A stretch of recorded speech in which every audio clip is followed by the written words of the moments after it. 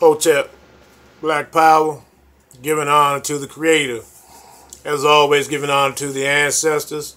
My sister, Chief of Staff, Brother Harris Abdul with the Street Law Soldiers. My father, my in-laws, my comrades and family, as well as your family and comrades who are in the ancestral realm at this time. We ask them for guidance, protection, and direction in these trying times that we're still fighting for our liberation and salvation. One thing I know a lot of people want to discuss is this kneeling, this NFL Donald Skunk shit. So we're gonna get with that. See, when I hear this shit, you know, this reminds me of slavery. This reminds me of brutal beatings. Our ancestors being tied to horses, being ripped apart, and then forced to fight this cracker's wars. All his beefs we have participated in. And at the end of the wars, which we helped lead these motherfucking devils to victory, we go right back into slavery. We go right back to the plantation. Whether it's on the cotton field, the football field, or at the so-called workplace. So, Francis Scott Key, who wrote this bullshit, had slaves at the time that this shit was supposed to be happening. So, I don't give a fuck about that shit. And y'all need to be clear about that. You know, and so, you know, this cracker, Francis Scott Key, who had slaves, we were beaten into submission, our ancestors. And then you motherfuckers don't want to give no credit or honor our ancestors by even fighting at the least for reparations. So, right now, in the trying times that we're in, because this is not about Colin Kaepernick anymore, kneeling and protesting the flag. This is about Donald Skunk going against the black male, the NFL football players. This is what this is about. And I'm ashamed to say that Ray Lewis is a black man. Here this bitch, you know, who killed 2 homosexuals and a bisexual, but yet by cooning was able to play in the NFL and become one of the greatest linebackers in history. There's no doubt about that. You know, but he's one of the most prominent bisexual buck dancers in the league. This motherfucker put 2 knees down. One for the slave master and one for the slaves. That shows the spiritual and moral schizophrenia that this motherfucker is having. He's a dangerous motherfucker because you can't trust him as far as you can piss around white people, because he's dangerous. He's liable to do and say anything, and anybody will be thrown under the bus that stands for anything that's pertaining to the growth and development in the black community. Gay laws will throw you under the bus. It's not a whole lot to that. You know, that's just how this faggot is. And he's a bisexual. He killed 2 homosexual lovers and a bisexual. 2 in the club in Atlanta and 1 in the college dorm when he was playing with Miami, which a lot of y'all don't know about. But nevertheless, this is about, and let me just get straight to the core of this shit. The ancestors are telling these niggas, football players, not only to take a knee, get up off your knees and walk up off the field and create your own league. And see, our ancestors had that. The Negro Baseball League, we were prominent. They were prominent. They prospered. They had some of the best baseball players that ever stepped foot on the planet. Satchel Paige, Josh Gibson, and hundreds of others. But we wanted to integrate. Integration was the worst thing that happened to black people. Integration and the transatlantic slave trade and the betrayal of our people. And so that's what we need to do. It doesn't take much. You figure it's, I think it's 1,000 some odd players, black players in the NFL. Same as in the NBA. You know, and they have enough money to create a league, a black league. And football, I guarantee you, football will also be more exciting. Because it will bring the best of the best of the best out of our brothers on that football field. And it will once again become a sport. You know. Because, you know, everybody wants to be a football player or a basketball player. And that's another reason why we're in the conditions that we're in now. We're not teaching our babies and encouraging and pushing our babies to be doctors, lawyers, surgeons, judges, police, law enforcement, real, true law enforcement. We're not doing that. We're teaching them to be, everybody wants to be Floyd Mayweather, Steph Curry, LeBron James, or Kevin Durant. You see what I'm saying? Or RG3 and Marshawn Lynch, or, you know, Peyton Manning and all this bullshit. You know, and this is, the ancestors are always talking to us. This is one thing we have to understand. They are constantly telling us and giving us directions and instructions on what to do. Every time, it's a chessboard. Every time this cracker makes a move, we need to make a move. Along with the ancestors give us the move to make to help us checkmate this motherfucker. But we do not listen. We do not listen. One of the main reasons is because we continue to follow the white man's religion. These slave religions.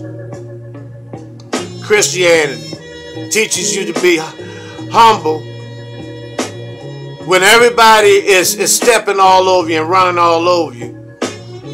You're being taught to be a doormat, to be a good doormat, because one day you'll be okay. That's the same thing. These are the doctrines that were given to our ancestors during slavery. And that's why we are still in slavery today. We are still in mental, spiritual, and physical slavery as well. The prison system, that's slavery. That's slavery, modern day slavery. When you working for a minimum wage, which is like working for free, and that's being a slave. The same thing. It's the same shit. Same soup, just been warmed over. And we continue to keep scraping the pot of the warmed over soup instead of us standing straight up and getting busy, creating our own. We have the money. We have the money to create our own communities, one community at a time. We have the money to do that. We have to let go of the holidays. Give him back his shit. Give him back his holidays. Give him back his material shit. give him everything back and we create our own. But we continue to complain, but we still go and support the Koreans. We still support the Arabs. We still support the crackers. Gentrification, the military regime, the judicial system, the prison industrial complex, Hollywood, sports and entertainment are wiping us the fuck out. Wiping us the fuck out. The guns in the black community, where the cracker puts the guns in the community, he brings the guns and puts them in the black community, in the most oppressed areas of the black community,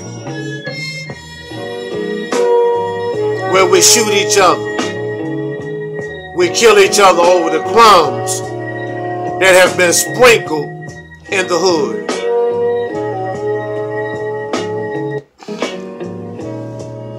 And then they sit back and say, look at them niggas.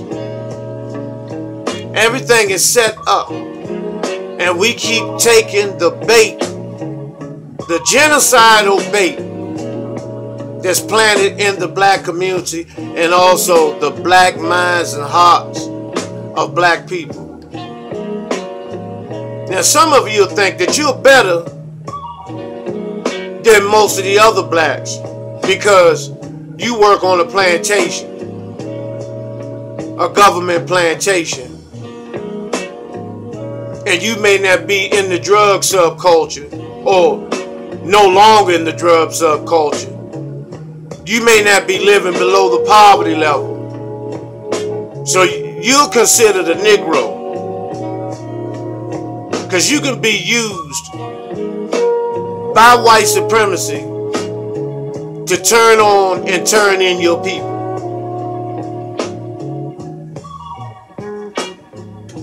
Think about that.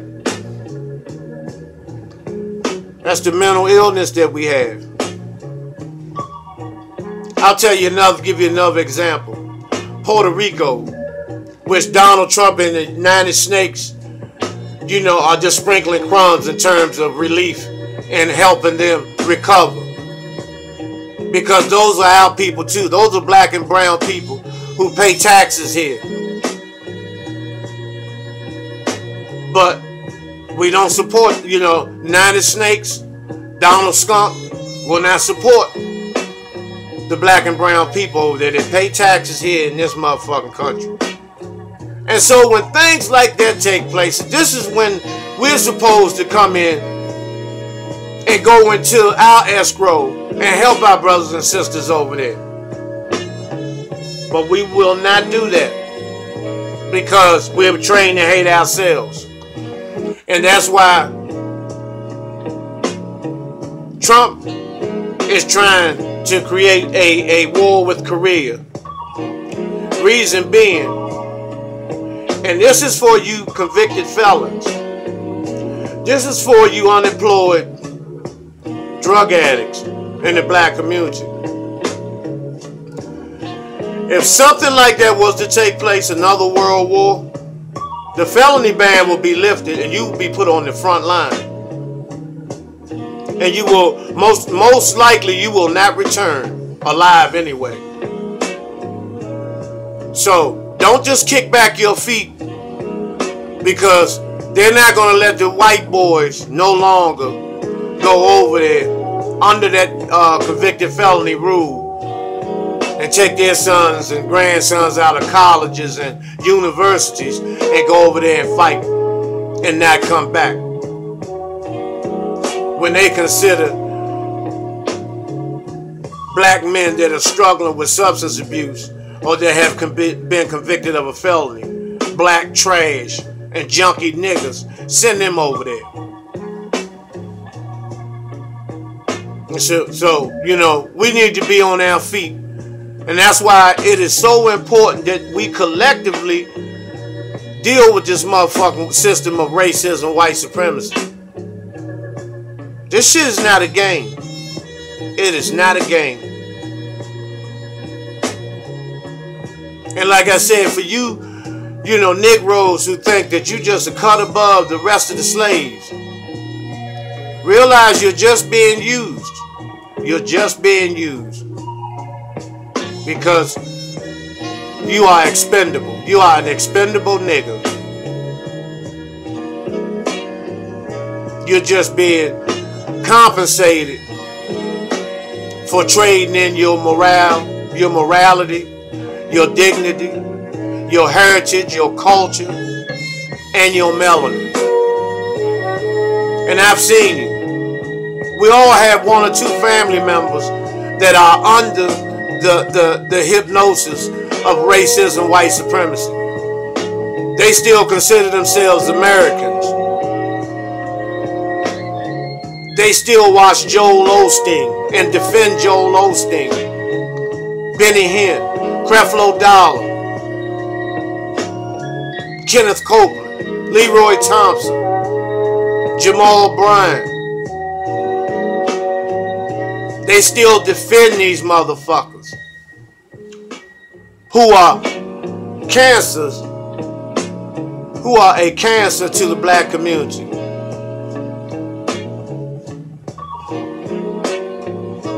You know, today, you know, I'm going in because it's about time that we stop bullshitting and fucking around. You know, I had an incident this morning. I was walking to the gas station and Cracker in a fucking Jeep with these gigantic wheels. There was 3 of them. 2 of them had bald heads. You know, these motherfucking right-wing motherfuckers. I don't know if they had Montana tags or whatever, Colorado or whatever. But they nearly ran over me and started laughing. But they didn't stop. They went in the entrance, came out the exit because they knew I had turned around and I was going to confront them and fight these motherfuckers, even if I lost, which I doubted. But I'm not losing. And I'll tell you, you know, this is for you crackers. You know, a lot of people talk that shit, you know, but won't do anything. You know, but when it comes down to really getting down, and if you fuck with my motherfucking queen, or anybody in my family, or my daughter and my grandchildren, I don't give a fuck who you is. I'm murking your motherfucking ass. It's just that simple. Because Donald Skunk got these motherfucking crackers on a tip where they think they're going to be able to just even these motherfucking pigs, where they think they're going to be able to run over us and fuck us around, and we're not going to do anything. That's why it's time to wake up. And see, religion teach you, oh, don't pay them no mind, go and pray for them. No, I pray that when I aim, like Dr. Collar said, that I don't fucking miss. That's what I pray for when the motherfuckers come my way. So, you know, we have to stop this motherfucking, you know, this buck dancing, you know, and this bojangling bullshit. Because this is just a test. Shout out to D.L. Hughley, Willie D. This is just a test, and the ancestors are putting a lot of our people on display and on blast, so we can see them for who they really are. And I'm so grateful for our ancestors, so grateful. You know, and they are showing us this is not, you know, some invisible make-believe magical poof God. I'm talking about the ancestors and the creator, Ra. They're showing us who's who in this motherfucking dilemma. Who we have to get rid of, who we have to move out of the way to get to the beast. That's why I'm always hard on you motherfuckers that kill each other, that play this fake gangster shit. We don't have time for no rap beefs. You know, that old fuck nigga shit Ice-T did with that Tupac Biggie special. That was some fucked up fuck ass shit that faggot nigga did. And he had that white bitch, that white stinking cave bitch, putting interrogations on brothers. Sitting up there, and Reggie Wright Jr. allowed that white bitch to talk to him like he was a goddamn child. But yet, your hands got blood on it too, motherfucker. You know, from death row. The shit you did.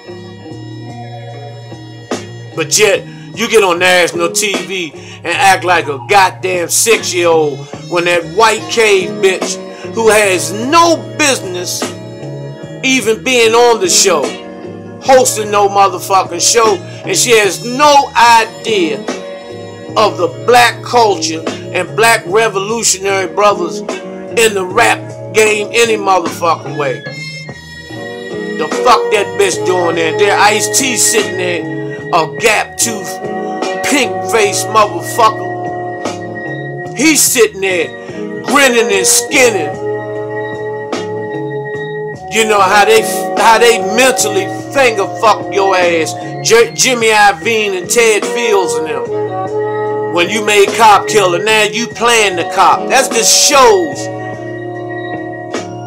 how fucked up and how much you let them white motherfuckers fuck you in your ass. Sick shit like that, man. You know, and so, you know, I'm hard on our brothers and sisters who go on each other every single day. But you are afraid. Why you are afraid? You are scared out of your mind of the motherfucking white man. Dr. Frances Cress Wilson told us that. She told us that. And thank you, Queen, your goddess, elder goddess, for continuing to still work with us. You know, so I'm about sick of our brothers and sisters bullshit.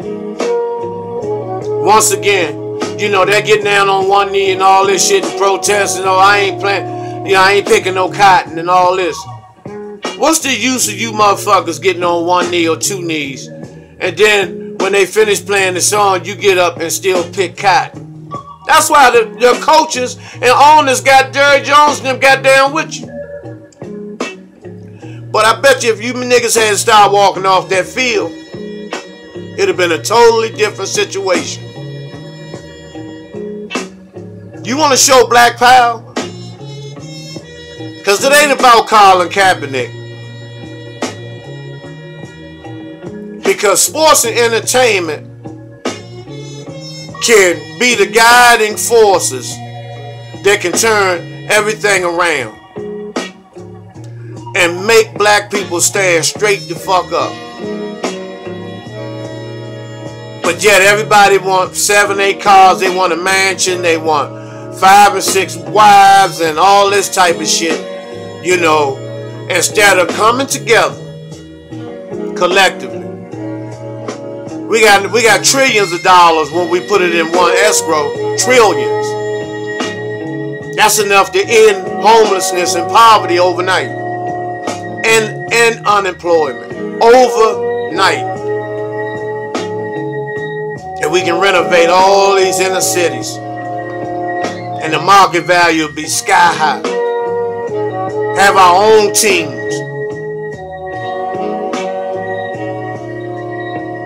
Until we get there, we're not moving forward. We're just going to take a knee every Sunday.